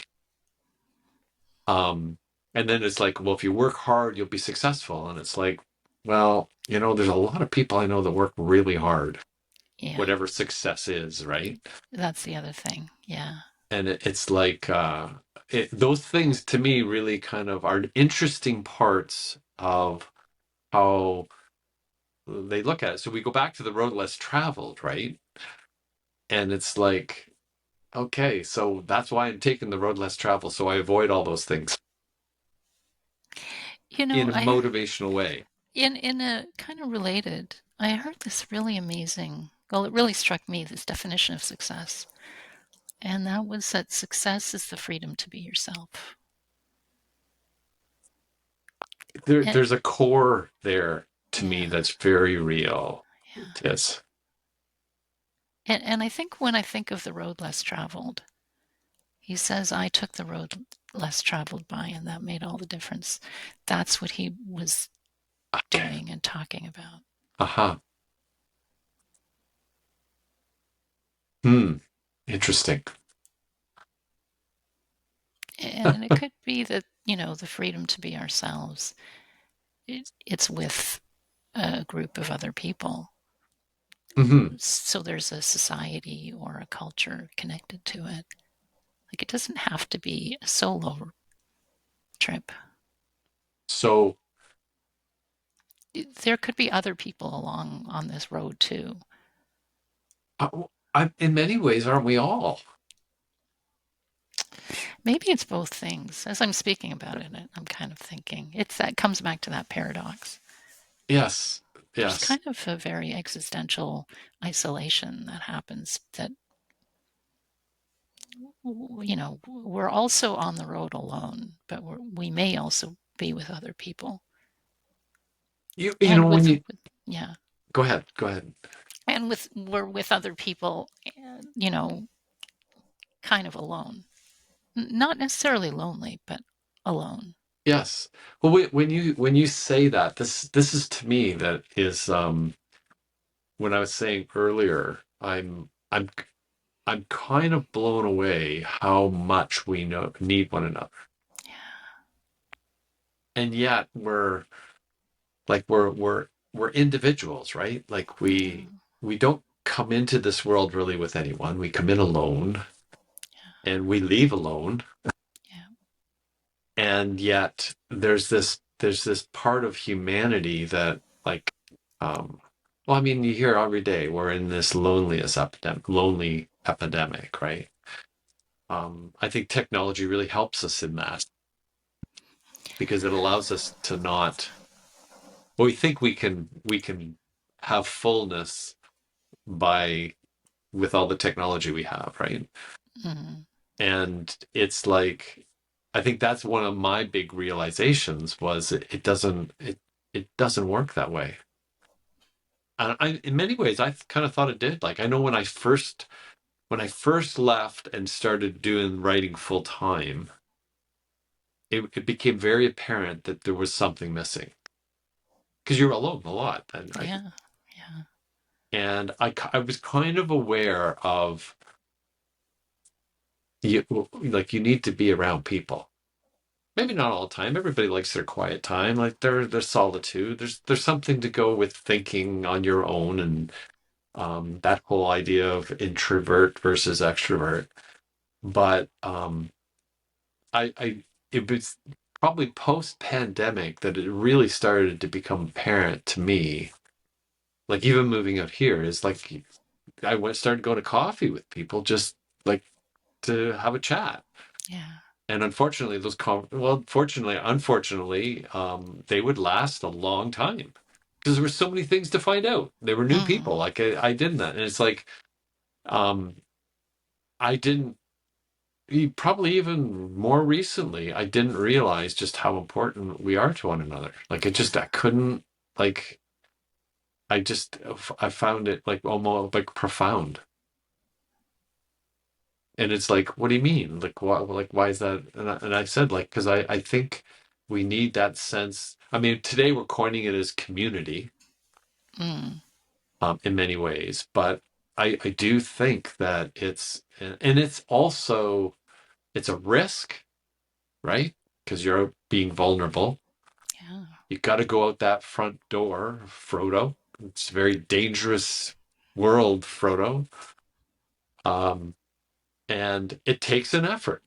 Yeah. And all three of those, like when you think of things that are tough to do, they don't seem really tough, and yet sometimes they're monumental, I think, for many. Sometimes they are monumental. So that idea that I was talking about before, the choice we have is how we approach a situation. Like what you just said, it, it can be a monumental choice and Mhm. decision sometimes, and sometimes it's too much. Yeah. Sometimes it's just like, I'm not at my best today, maybe not today. And just to recognize that, um, to be understanding. One of the things that I still remember from my Husky days is there was a running group, Yes. and there we would sometimes do a lot of different runs. And so I had the privilege of doing a run with somebody who had been running since high school, and I was not a runner really. So I just did it for a while. But I ended up going to all these different races. Oh, And I wow. was at this one race, it was a 10K race in North York in Toronto. And I finished it, and I did not feel good finishing that race. And the guy who I was doing the run with, he finished it and came back and ran the end of it with me. Now, it was a Sunday morning race. Naturally, I was younger. I was out on Saturday night. And so no wonder I didn't feel great. But he gave me this really gem that I've always remembered. And he said, you're not going to, because I was saying, last weekend I did an 8K trail run and it was amazing and blah, blah, blah. And now I'm doing this 10K. I can barely drag myself over the finish line. And he's saying, you're not going to do your personal best every time out. Yeah. And there are days when, I might be here doing my thing and I'm not going to be doing my personal best that day. And maybe I'm not going to be going out the front door and going out for a coffee with somebody. And it's fine. And I think we make it a thing sometimes. So it's like we always have to choose to be out there, but we don't. No. And it's a choice too to say, you know what? I just need to take care of myself today. And this is enough. So, it's very, this whole thing about our approach to our attitude. It's not a fixed line. It's this very dynamic thing, and it depends on a lot of different things. And some of those things we are not going to have control over, including maybe how rested we feel that day, how much sleep we had, and things, conscious things. And then there are all the unconscious things that we definitely don't have control over because we don't really realize that they're there. Right. Yeah. So it's you say monumental, that's, not the wrong word. No, it's just, and you said it earlier on, which I think is a really important thing to remember, is we're all on this journey and none of them are the same.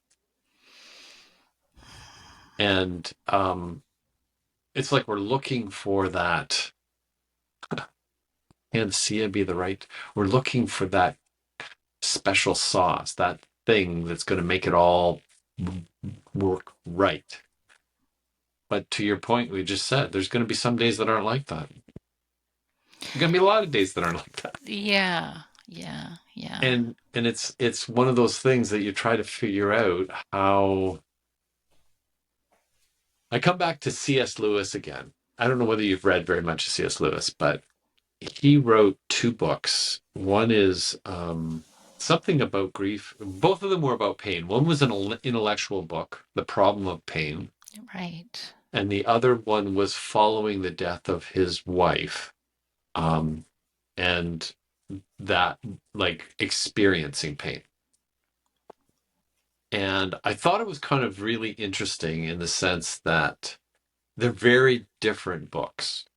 Like, one is very, I'll say, almost quantifiable on how to identify it. And then there's the real experience. Like, it's almost like anything else, right? Until you've experienced it, it's very difficult to get it. But out of this, I was listening to, I think it was Alistair McGrath. He wrote a biography on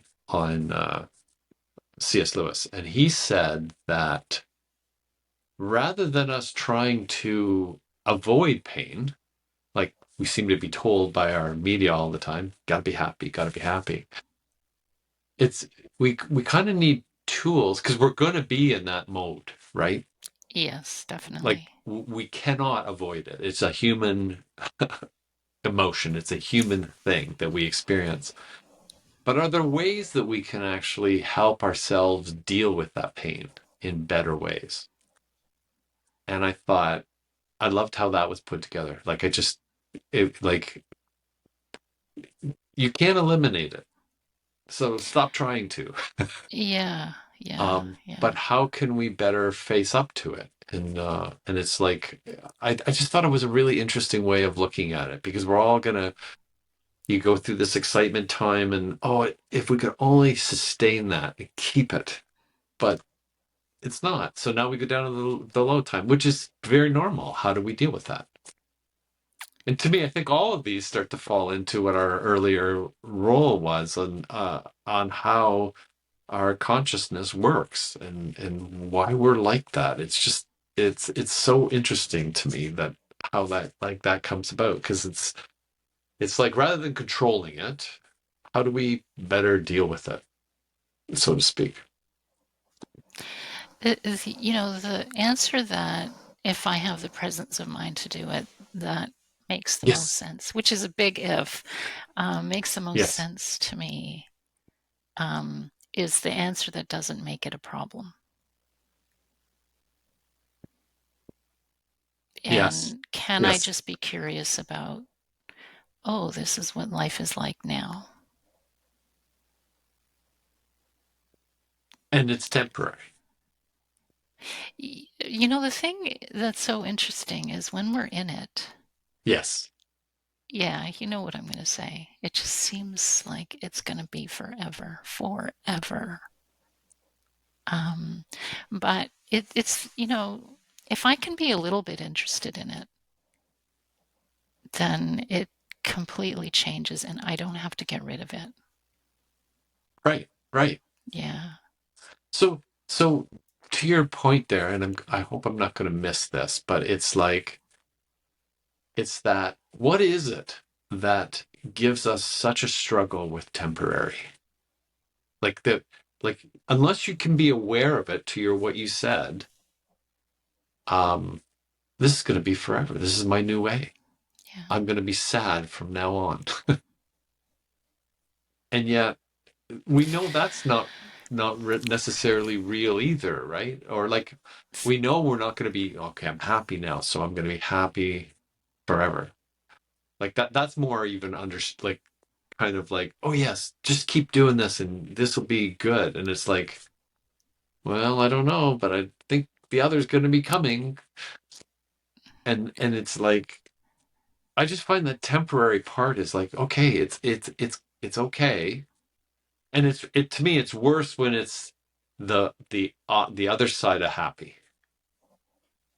Like, because when we're happy, it's almost like it's easier to live in the present when we're happy, Yeah, in because we essence. like the present. But it's like, when we're in that other, it's like, why is it our brain kind of just like, is there something in what your studies that we have this propensity to think that way, like to be that way until, like you said, this, I think you said it actually, this too shall pass. Um,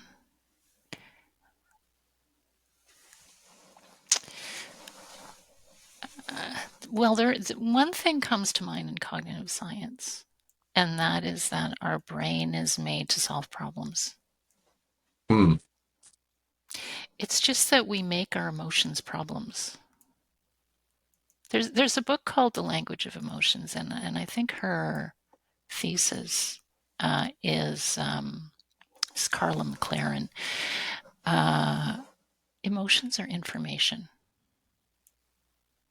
And Yeah. so if we only look at emotions as information, then it really just changes the whole narrative. It's, what Hmm. is this emotion trying to tell me? Oh, sadness is trying to tell me Yeah. something I value has been lost. That's kind of like, what is this experience trying to tell me? Why is this like, when you say that, why is this happening to me? And putting that in the frame of emotion. I like that. That's kind of cool. What's that book called? The power of The the the language of emotions. I or actually got language. a lot out of it. Yeah. Yeah, I really, really appreciated that book because Do you have a website no, but for maybe the I should. Openness Road? Well, why I'm saying that is because I think it would be kind of cool that you have your book list on this website, Yeah. Yeah, it because would. you've mentioned quite a few books here. Like, you mentioned Evan, who's out Thompson. here, Evan Thompson, who's It, out here, along with a yeah. couple of his colleagues. Yeah. And I mean, well, obviously we're mentioning Road Less Traveled and Robert Frost. And it's kind of interesting to see, or get them for reference anyway. Like, Yeah, absolutely. I had a website on my mind last year at this time, particularly related to also as well to um, coaching. Hmm. Um, but I put it on the back burner because I felt I needed to know, if it was going to be about coaching, then I need to know who I was as a coach, and I Right. hadn't really settled on that. But these are really wonderful ideas, so thank you, Doug. Well, I'm just because Yeah, you're very articulate with going through where the information's coming from, like that you're describing, right? And to me, like we started with, I took Jeffrey Hinton away, that's right. and Yeah, so now, like, of course, it comes up when I type it in my computer because I put Jeffrey Hinton in. But yeah, my only thing is I wish I could read more stuff to be connected with yeah. how it fits together. So, but you've mentioned Thompson, who again a couple of times, right? Yeah, just, to know he's a philosopher and it's not the easiest read. Mm, mm. Um, yeah. So just dip into it first to see if you can do a preview to see if it's the kind of, Yeah, I'll look for it. I'll look at it. yeah, yeah, yeah, Evan Thompson. yeah. Is he at Brilliant. UBC then? He is. The last I heard, yeah, yeah, yeah, Okay. yeah. Sounds like an interesting person to talk to. Absolutely, absolutely. Well, cool. So Yeah. I was going to say, I haven't talked a lot about your new world, so to speak, but you're obviously still very enamored with what you're doing in the openness road. Yeah, I am. It very much has to do with that notion, like I was saying before, about people changing their frame of reference. So, Yes. and it's very much conversations around deeper understanding and curiosity and interest. And, typically people come in with something on their mind, and we Yes. explore that thing and have a sense of what it is that they would like to see shift. And then we Okay. just sort of, have a emotional, intellectual kind of exploration about that thing. And they may or may not have an insight in the conversation. Maybe it comes later, maybe it doesn't come. But hopefully they have some kind of shift, and that shift incites some kind of action, even if it's just let me think some more about this. No, it's interesting that you kind of bring that about because one of the things that I find for myself um, is just, and I think I read this through Jordan Peterson, was something to the effect of what makes us hungry and thirsty in our mind is very closely connected with information as well. And that's why we can never seem to get enough information. Have you heard that before? What makes us hungry and thirsty in our mind is yearning for information. Like we can't live without eating or drinking, obviously, right? But he says there's something in our mind similarly that we once we get in I'll say absorbing or understanding information, why it continues to go on is because that's a similar thing that we have in our minds that we want to consume. Like where I'm at kind of today is I was saying this the other day. I said like I want to consume. Oops. Hi there. Sorry, I just missed a little bit there. You want to I consume. I'm kind of like wanting to consume information more than ever in my life. Like I can't get enough. Like I find these podcasts are great for that. I'm reading a bunch of very different stuff. The availability of stuff today, literally on the computer, is kind of like it's it's infinite, right? You can never get enough of it. And even though I know I'm never going to learn everything, Yeah, but it's not everything that you're looking at, though. what's that? It's not everything. I'm not getting the impression that you're looking at everything. I'm only looking at what I find probably interesting, right? Yeah, which you find meaningful. Or meaningful is a better word for it.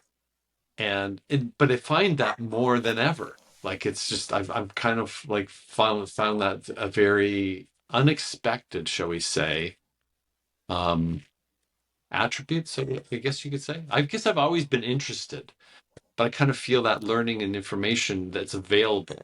Yeah. Like it's not even hard to get anymore. It is like you can No. like it's kind of incredible. Like it's there's no library I have to go to pull books out. I can just find the information almost immediately today when when I have a question. I think it must be inquiring mind. Like that's the. So can I ask you, what is the question that you're trying to answer? Oh, that's a good question. That's a good call. Right now, I'm trying to figure out how I can get my little doggy not to bark anymore.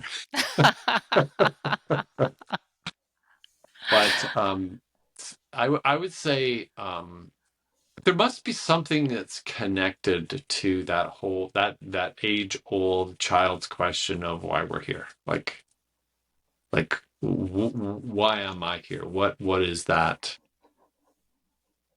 what am I trying to figure out with regards to that? Yeah. And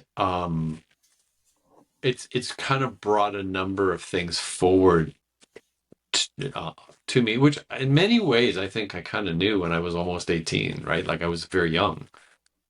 But then you kind of go through that, and like had a chance to raise a family, which is wonderful. All those things kind of come together. I've been very fortunate and very grateful for all of that. But it's also like, man, it doesn't feel like it's over.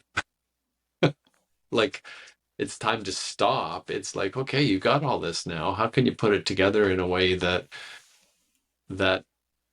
gives you a sense of that of beingness? I don't know whether that's the right phrase or not, but it's definitely a search. I like it's part of it. I think I kind of feel like I've found, but it's now trying to figure out like what more there is to that, and it's no longer that sense of wanting to build the best car or build the best airplane.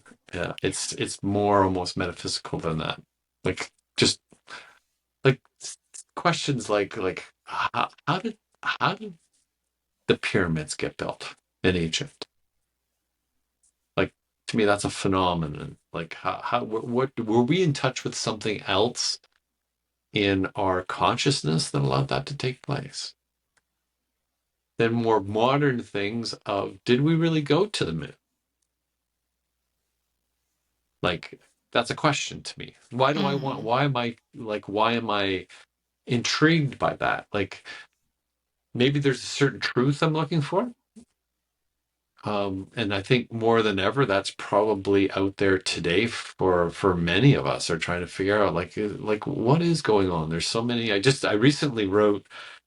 I saw The Post, the movie with Mm-hmm. Meryl Streep and Tom Hanks, and the movie's basically about Katharine Graham taking over the Washington Post, and at the same time, the Pentagon Papers being released, which was really something that Robert McNamara requested because why were they in Vietnam? And the Pentagon Papers revealed all kinds of information that really had never been released to the public on what I think 4 administrations had done on war that was way beyond anything anybody knew, right? Mm. And in watching this, I'm kind of going, okay, so we find out that there's a lot of lies here, and people can throw this into the conspiracy world if they want to, but the Pentagon Papers were pretty revealing. This cost like tens upon tens of thousands of American youth dying.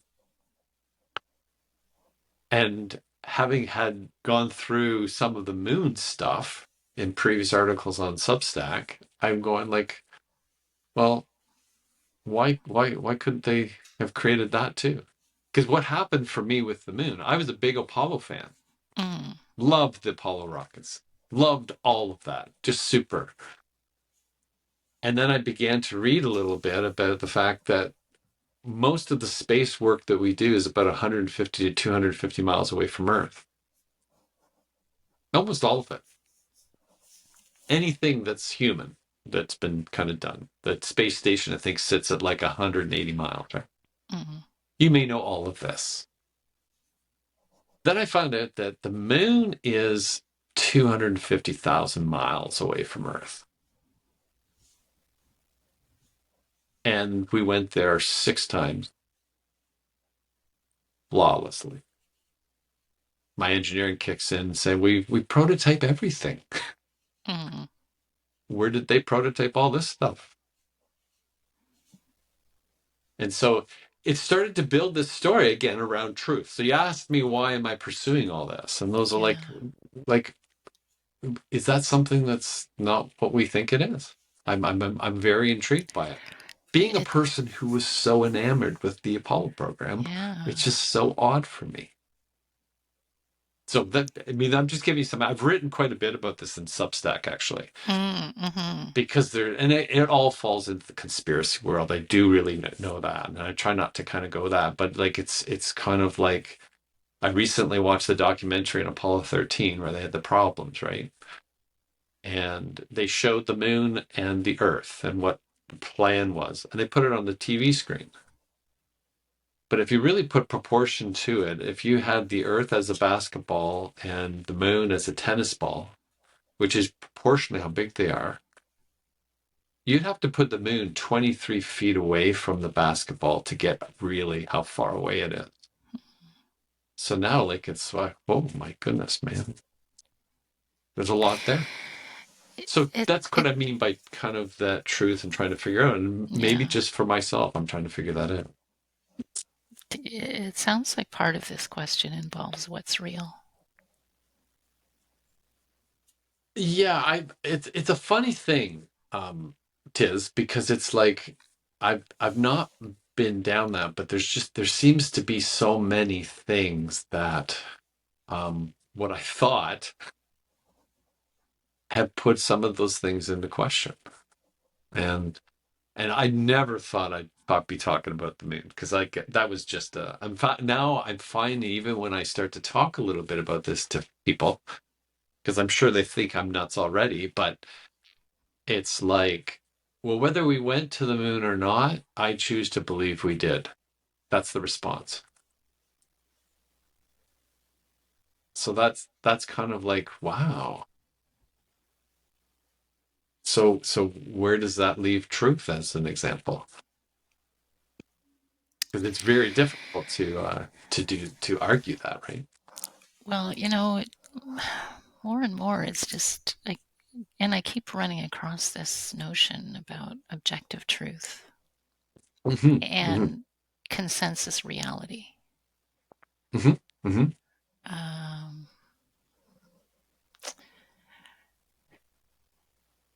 And physics. Yes. And how all these notions that we've had pretty much forever have broken down. And now there's nothing to replace it with, and we end up with chaos. Yeah, no, it's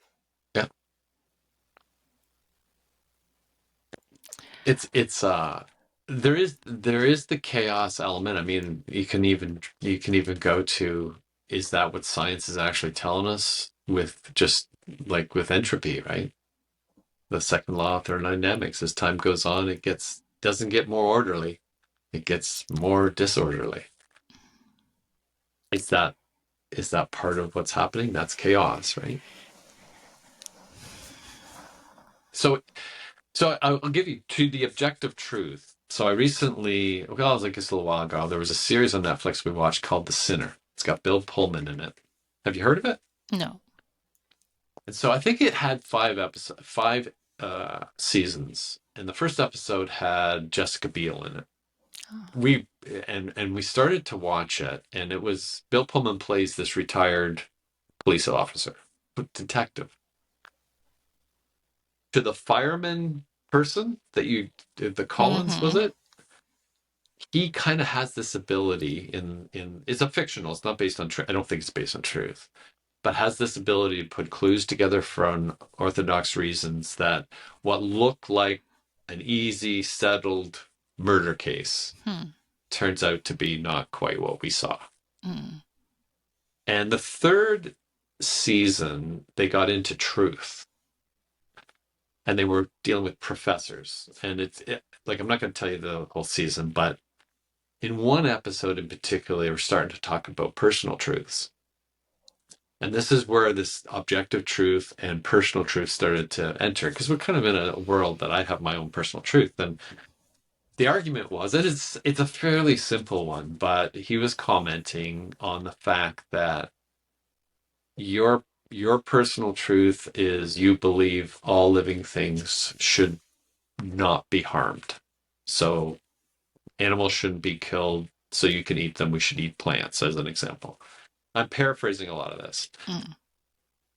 But if I believe that it's okay to kill people, you're not going to like that. You're going to be upset at me. And then the question is, why is your personal truth better than my personal truth? And it really started to cast a whole picture in my head of, out of this TV series, I'm learning a little bit about philosophy as far as how the personal truth came together. So I thought it was quite a neat depiction of being able to bring out that sense of my life, my body, my choice, so to speak. And what I choose this to be is what it is. Wow. Yeah.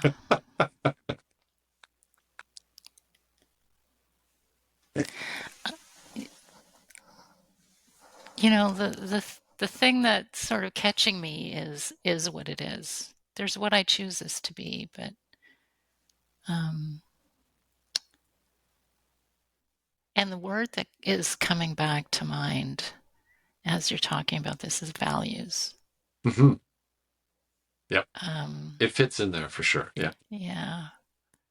I'm kind of aware that when I was talking about how when there's this vacuum, what you end up with is chaos. But chaos actually also presumes order. It's kind of like pleasure pain. They go together, I was flip going to side of the say, same coin. And with chaos and order come together.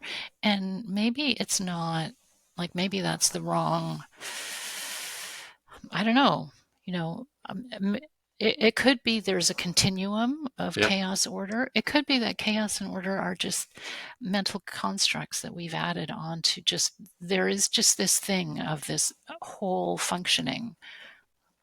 And we interpret it in these different ways depending on our perspective. And one perspective looks like order and another perspective looks like chaos, but we're all looking at the same thing. Right. I mean, it's like if you didn't have sadness, would you know happiness? Yeah, it's a lot like that. And yeah, trying to put rationale to that is, especially when you're in the mode of sadness, it doesn't matter. Just get me out of there. Yeah, because the lived experience is so difficult to be in. And nobody wants it. It's just that's the cost of love. And we just never view it that way. Yes. Yeah. It's all of like, that's that powerful word, like love. That's such a powerful word to me. It's because in many essences, the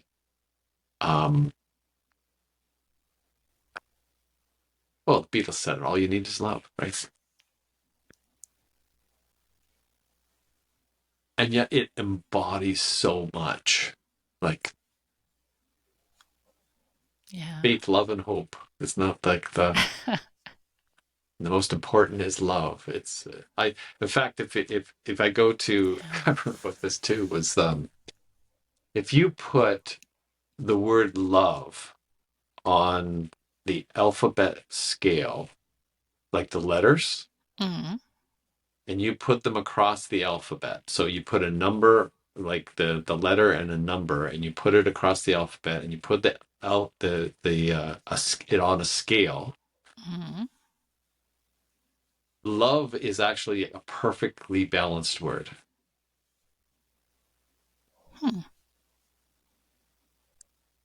So it's like where the LOVE is, they're exactly the equal distances from the center Really? of the alphabet Huh. to make it a perfect. Well, I don't know whether there's other words like that, but I thought, wow, that's kind of crazy that it did that. That came on a run, by the way. But I was out running. I said, no, there's no way that that's possible. Huh. And I wrote about. I put this in another article because I was saying how, wow, even from a symmetrical perspective, you want to call it a sign, whatever logistics, whatever you call it, a balanced society, even the word, the way it fits together is perfect. Not that it means anything, Tiz. It's just one of those things that Well, it's the beauty of the symmetry. Yeah. it is. It is like, well, Laura always kind of kids me on the fact that like I love symmetry, like in how it's perfectly Mm-hmm. balanced. Who is Mm-hmm. it? Anderson that makes the perfectly balanced scenes. Wes Anderson, I think. Mm-hmm. He makes when you take the screenshots, Yeah. they're often very perfectly symmetrical. Huh. And I always think that's kind of a neat thing. Wow. Maybe that's why you've got the dark and the light. There Yeah. it could be. It could be. There we go. Well, Tiz, this has been another quite a conversation. It has. I kind of feel like ending it on love is a very nice place to stop. Well, it's a pretty potent word, I think. And it has so much to it. And I agree with you. I like that a lot. So, and I've loved having you on again. I hope we Thank can do you. this again. I hope one day we can do this in person, actually. You know, I was going to say that too. I'd very much like that. So if you're yeah. ever venturing out in the Vancouver area, I do have a little studio set up here now. So it'd be great to have you come and have a chat. Oh, great to see you. But I think it'd be a fun thing to do. That'd I'm be really wonderful. trying to do more of them now because I find that in-person connection, it's hard to beat. This is amazing, though. I'm often amazed by just through a visual, like a two-dimensional screen, and the audio has been terrific. So Excellent. Okay. All right. Well, maybe one day we'll do the full embodied thing and meet in person. right back to the beginning. Anyway, I was going to say, I think you've said it already. I was going to say, is there anything that you haven't said that you would like to add? But that's your words of love were perfect. Is there anything you want to like promote with regards to Open This Road? Like, Not particularly. okay. Yeah.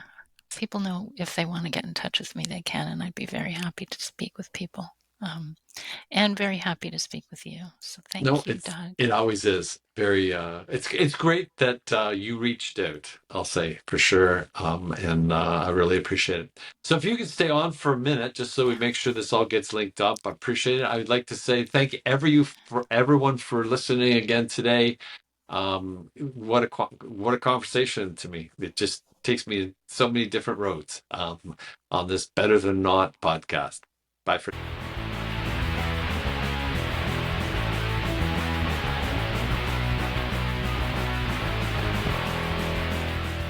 Are we on? Good. Welcome to the Better Than Not podcast. Sometimes we get it right, sometimes we don't. But when we at least do something, we know it's almost always better than not.